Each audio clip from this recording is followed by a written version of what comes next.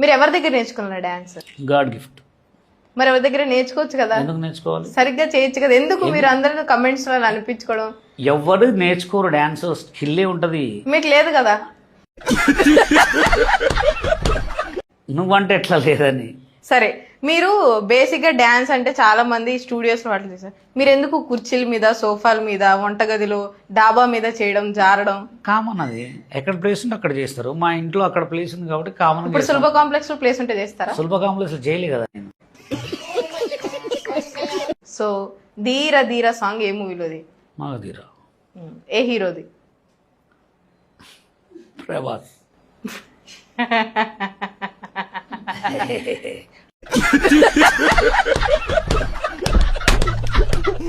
రామ్ చరణ్. అది రామ్ చరణ్ గారు. నవ్విన గ్యాప్ లో ఆలోచించాడు మనిషి. కాదు, నువ్వు గ్రోత్ అవుతావని ఆలోచించు. ఓహో, నేను గ్రోత్ అవుతానన్నా. ఓకే, నాకు